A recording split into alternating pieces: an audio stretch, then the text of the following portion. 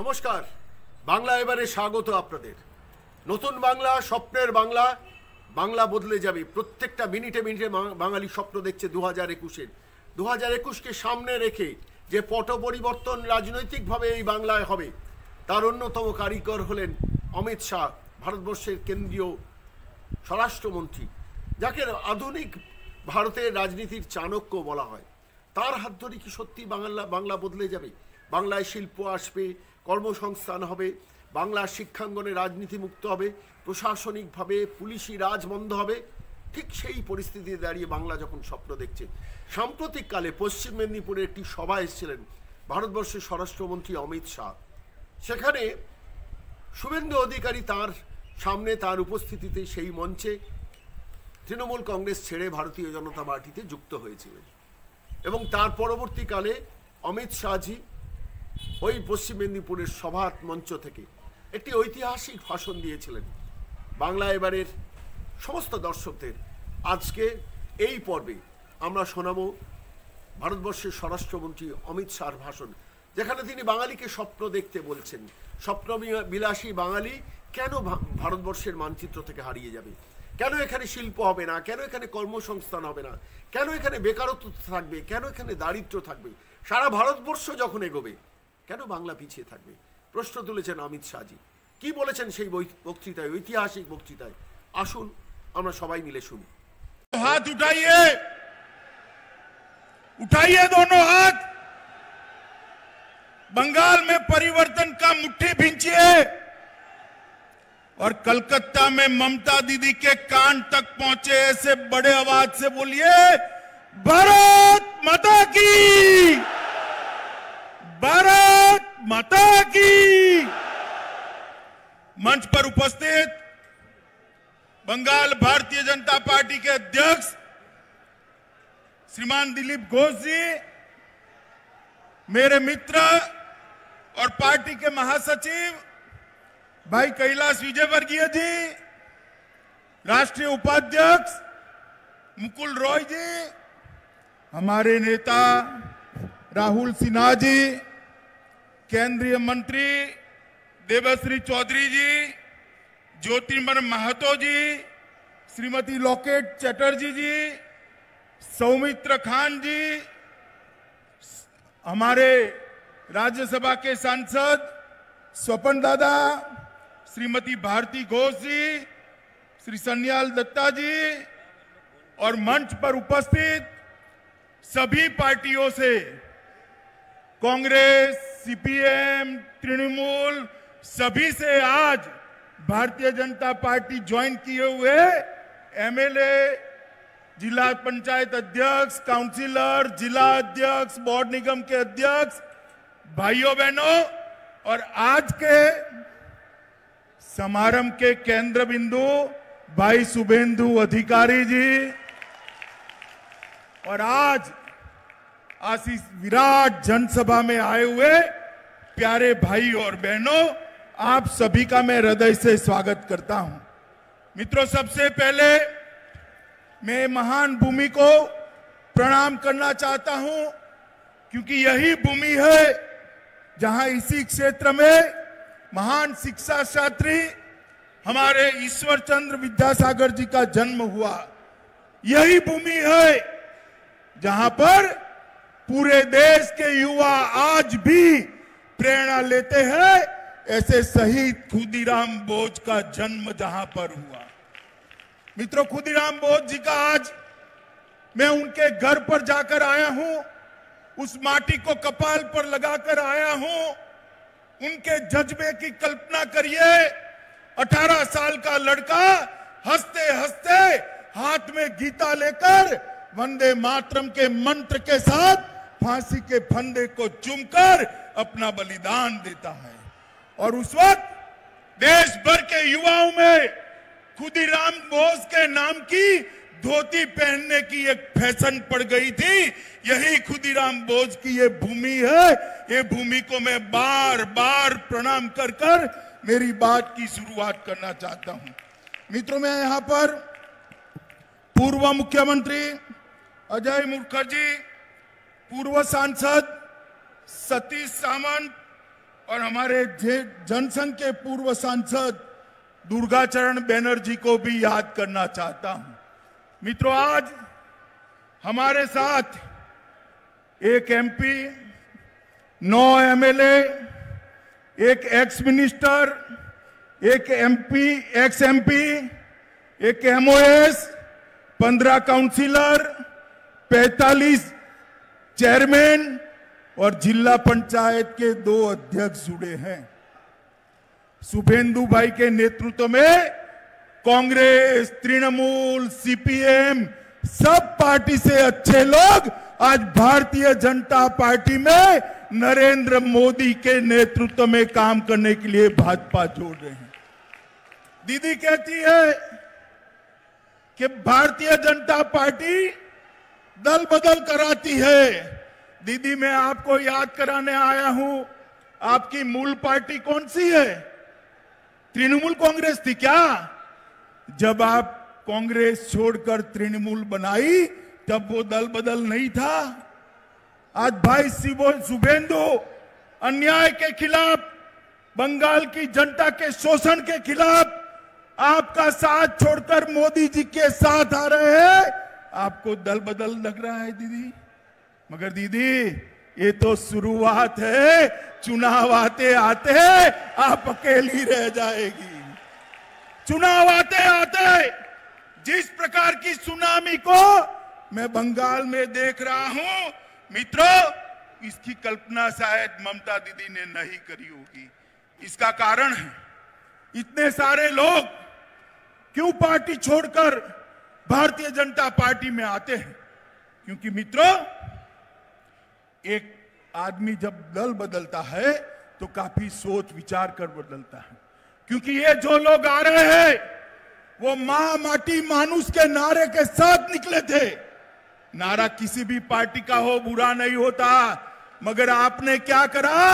मां माटी मानुष के नारे को तोलबाजी, तुष्टीकरण और भतीजावाद में परिवर्तित कर दिया। ये 10 करोड़ बंगाली लोगों का भविष्य आपको नहीं दिखाई पड़ता है। ये करोड़ों युवाओं का भविष्य आपको नहीं दिखाई पड़ता है। आपकी नजर में अपना भतीजा है, कब इसको मुख्यमंत्री बना दे, कब इसको मुख्यमंत्री बना दे। मैं पूछने आया हूं बंगाल के युवाओं को, क्या दोष है आपका? क्यों विकास बंगाल में नहीं हो रहा है? मैं पूछने आया हूं बंगाल के किसानों को, मोदी जी जो 6,000 रुपया भेज रहे हैं, बंगाल के किसानों को क्यों नहीं मिल रहा है? देश के 10 करोड़ किसानों को 95,000 करोड़ रुपया मिल गया, मगर बंगाल के किसानों को फूटी कौड़ी नहीं मिली, क्योंकि ममता दीदी उनकी सूची ही नहीं बेचती है। मित्रों, देश भर में जो गरीब आदमी है उसको 5 लाख रुपए तक की सभी स्वास्थ्य सुविधाएं free of cost Narendra Modi ji देते हैं। बंगाल के गरीबों को मिलनी चाहिए या नहीं मिलनी चाहिए? जरा बोलिए, जोर से बोलिए, मिलनी चाहिए या नहीं मिलनी चाहिए? ये ममता दीदी है तब तक बंगाल के गरीबों को आयुष्मान भारत योजना का फायदा नहीं मिलेगा। मुझे बताइए, बंगाल के किसान को 6,000 रुपया मोदी जी जो भेज रहे हैं वो मिलना चाहिए या नहीं मिलना चाहिए? जोर से बोलो, मिलना चाहिए या नहीं मिलना चाहिए? मगर किसान भाइयों, जब तक आप ये तृणमूल कांग्रेस को उखाड़ कर नहीं फेंक देते, आपको ये 6,000 रुपया नहीं मिलने वाला है। मित्रों, ढेर सारी योजनाएं। अभी एक किसान के घर पर मैं भोजन कर आया, मैंने पूछा कि 6,000 रुपया मिला है? उन्होंने कहा नहीं मिला है। मैंने बोला, एक घर कहां से बना है, कब बनाया, कहां से लोन ली? तो उसने कहा लोन नहीं ली, मोदी जी ने प्रधानमंत्री आवास योजना का घर मुझे दिया है, इसमें बैठकर आप भोजन करें। मित्रों, बंगाल के गरीब को मोदी जी जो भेजना चाहते हैं वो नहीं मिलता है। और आज सुबह में अखबार देखता था, कुछ बड़बोले नेताओं ने कहा तृणमूल को कोई हरा नहीं सकता। मैं उनको याद कराना चाहता हूं कि संसद के चुनाव के अंदर आप कहते थे बीजेपी का खाता नहीं खुलेगा। हमारे दिलीप घोष की अध्यक्षता में मोदी जी के नेतृत्व में 18 से ज्यादा सीटें बंगाल की जनता ने दी है। और दीदी कान खोल कर सुन लो, आज लाखों लोगों की हाजिरी में कहने आया हूं मैं, जब विधानसभा के चुनाव का परिणाम आए, परिणाम देख लेना, इस बार 200 सीटों से ज्यादा सीटों के साथ भारतीय जनता पार्टी की सरकार बनने जा रही है। क्योंकि आपने वादा किया था बंगाल के विकास का। बंगाल का तो कोई विकास नहीं हुआ। यहां पर टोलबाजी बढ़ गई, गुंडों को शरण मिली। आपने वादा किया था भ्रष्टाचार हटाने का। मोदी जी ने अम्फान तूफान के लिए जो पैसे भेजे, सारे के सारे तृणमूल के गुंडों के पॉकेट में चले गए। मित्रों, पॉकेट में। मोदी जी ने कोरोना के कालखंड में गरीबों के लिए 8 महीने तक अनाज बेचा। सारा का सारा अनाज तृणमूल के गुंडे चपत कर गए, बंगाल के गरीबों को नहीं मिला। हाईकोर्ट ने ऑर्डर करना पड़ा कि इसकी सीएजी से जांच हो। ममता दीदी, शर्म आनी चाहिए आपको, शर्म आनी चाहिए। गरीब के पेट का अनाज आपकी पार्टी के कार्यकर्ता लूट कर ले गए हैं। इसलिए आपको बंगाल की जनता नहीं चाहती। मित्रों, अभी अभी हमारे पार्टी के अध्यक्ष श्रीमान नड्डा जी आए थे। उनके गाड़ी के कॉनवे पर बड़े बड़े पत्थर मारकर हमला किया गया। दीदी, क्या आप समझती हो कि इससे हम डर जाएंगे क्या? हमारे 300 से ज्यादा कार्यकर्ता की जाने गई है। मगर दीदी सुन लो, जितनी हिंसा करोगी भारतीय जनता पार्टी का कार्यकर्ता इतनी जोर से आपका सामना करेगा। मित्रों, या पश्चिम मेदिनीपुर में हमारे बच्चू बेरा को मार दिया, जगदल से मिलान हल्दर को मार दिया, हावड़ा से किंकर माझी को मार दिया, कूच बिहार से रोहिदास विश्वास को मार दिया, आरामबाग से आमिर अली खान को मार दिया, झारग्राम से रामपदा बेरा को मार दिया, कांठी से शेख अजहर को मार दिया, बीरभूम से शंकरी बागड़ी को मार दिया, बिसरुपुर से गोपाल चंद्र पाल को मार दिया और पुरुलिया से शिशुपाल सोशीस को मार दिया। कितने लोगों को मारोगे? ये लाखों लोगों की भीड़ देख लीजिए दीदी, पूरी बंगाल आज आपके खिलाफ खड़ा हो गया है। पूरा बंगाल आपको हटाने के लिए एक साथ आ गया। मुझे बताओ भाइयों बहनों, बंगाल के अंदर परिवर्तन करना है या नहीं करना है? जोर से बोलो दीदी, तक आवाज जानी चाहिए। परिवर्तन करना है या नहीं करना है? दीदी सुन लीजिए आवाज, बंगाल की जनता की आवाज है। मित्रों, मैं आज ज्यादा बात करना नहीं चाहता, आपको सिर्फ इतना ही कहना चाहता हूं, बंगाल के किसान की समस्या का हल मोदी जी के नेतृत्व में भारतीय जनता पार्टी की सरकार बनाना, बंगाल के मजदूरों का समस्या का समाधान मोदी जी के नेतृत्व में भारतीय जनता पार्टी की सरकार बनाना। बंगाल के अंदर आए दिन बम धमाके होते हैं, इसको बंद करने का काम मोदी जी के नेतृत्व में भारतीय जनता पार्टी की सरकार ही कर सकती है। ये सारी समस्याओं का समाधान केवल और केवल भारतीय जनता पार्टी कर सकती है।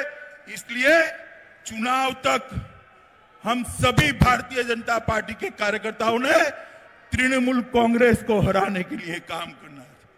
आज कम्युनिस्ट पार्टी, कांग्रेस और तृणमूल कांग्रेस से जो यहां पर आए हैं, भारतीय जनता पार्टी ज्वाइन किए हैं, भाई शुभेंदु, उनके सारे साथी, कम्युनिस्ट पार्टी के एमएलए, इनके साथी, कांग्रेस पार्टी के एक्स एमपी एमएलए, उनके साथी, ये सभी का मैं आज मन से भारतीय जनता पार्टी में स्वागत करता हूं और बंगाल की जनता का अंत में आह्वान करना चाहता हूं कि एक बार आपने 3 दशक तक, जरा सुनो भैया, 3 दशक तक कांग्रेस को मौका दिया है या नहीं दिया? दिया है ना?